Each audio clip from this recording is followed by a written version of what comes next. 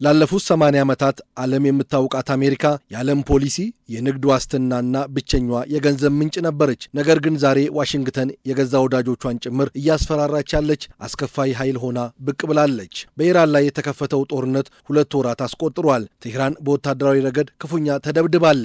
ነገር ግን አስገራሚው ጥያቄ እዚህ ጋር ነው። በዚህ ጦርነት ትልቁ ተሸናፊ ኢራን ሳትሆን አሜሪካ ራሷ ልትሆን ትችላለች። ለምንድን ነው አውሮፓ ፊቷን ከአሜሪካ እያዞረች ያለችው? ቻይናስ እንዴት ያለ አንድ ጥይት ዓለምን በቁጥጥር ስር እያዋለች ነው? የዶላር የበላይነትስ እያበቃለት ይሆን? ዛሬ የዓለምን ፖለቲካዊ ካርታ እየቀየሩ ያሉትን እነዚህን ምስጢራት በጥልቀት እንፈትሻለን።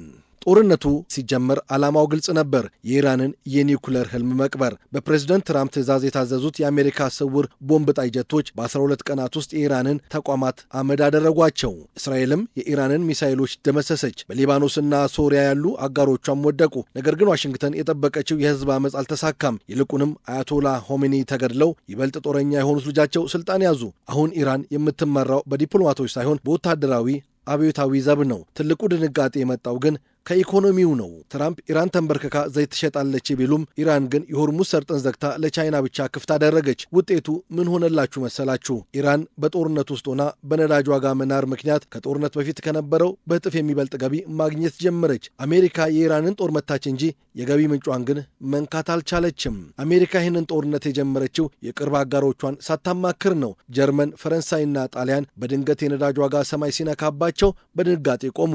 ትራምፕ ግን ኔቶ አብሮኝ የማይዋጋ ከሆነ ከአሊያንሱ ወጣለሁ በማለት ዛቻቸውን ቀጠሉ። ይህ ብቻ አውሮፓን ክፉኛ አስቆጥቷል። አውሮፓ አሁን ከአሜሪካ ጥገኝነት ለመውጣት ስትራቴጂያዊ ነጻነት እያወጀች ነው። 800 ቢሊዮን ዩሮ መድበው የራሳቸውን ጦር እየገነቡ ነው። ከቪዛና ከማስተር ካርድ ውጪ የራሳቸውን የክፍያ ስርዓት እያበለጸጉም ነው። እንዲሁም ፈረንሳይ ወርቋን ከአሜሪካ ባንኮች ወደ ፓሪስ እያጓጓዘች ነው።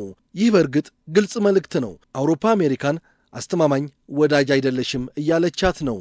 አሜሪካ በመካከለኛው ምስራቅ አሸዋ ውስጥ ስትዳክር ቻይና ቁጭ ብላ ትርፏን እየታዘበች ነው። በዚህ ጦርነት ቻይና ጩኸት አላበዛችም። ይልቁንም አጋጣሚውን ተጠቅማ የዓለምን የኤነርጂ ገበያ በቁጥጥር ስር እያዋለች ነው። ዓለም ነዳጅ ሲጠፋባት ወደ ቻይና ሶላር፣ ባትሪና የኤሌክትሪክ መኪናዎች እየዞረች ነው። ቻይና አሁን አሜሪካ ትርምስ ታመጣለች፣ እኛ ግን ብድርና ቴክኖሎጂን እናመጣለን የሚል ስልታዊ ፕሮፓጋንዳ እያሰራጨችም ነው።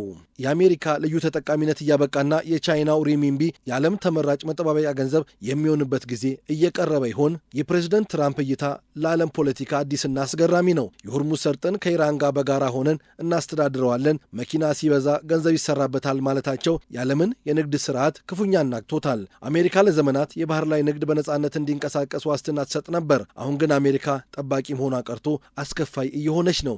መጠበቅ ከፈለጋችሁ ክፈሉ የሚለው መርህ አጋሮቿን እያስፈራራ ወደ ቻይናና ሩሲያ እያሸሻቸው ነው። ይህ አካሄድ ዶላርን የዓለም ንግድ እምብርትነቱን እንዲያጣ ትልቅ ግፊትም እያደረገበት ነው። ጦርነት የሚለካው በፈነዳው ቦምብ ብዛት ሳይሆን በፖለቲካዊ ትርፍ ነው። አሜሪካ ኢራንን ብትደበድብም በሂደቱ ግን አውሮፓን አታለች፣ ቻይናን አግዝፋለች፣ ዶላርንም አደጋ ላይ ጥላለች። ዓለም አሁን አዲስ መልክ እየያዘች ነው። አሜሪካ በጉልበቷ ብቻ ዓለምን መምራት ትችል ይሆን? ወይስ ይህ የኢራን ጦርነት የአሜሪካ ክፍለ ዘመን ማብቂያ ምልክት ነው? ወደፊቱ የኃይል ሚዛን ወዴት እንደሚያደላ አብረን የምናየውም ይሆናል።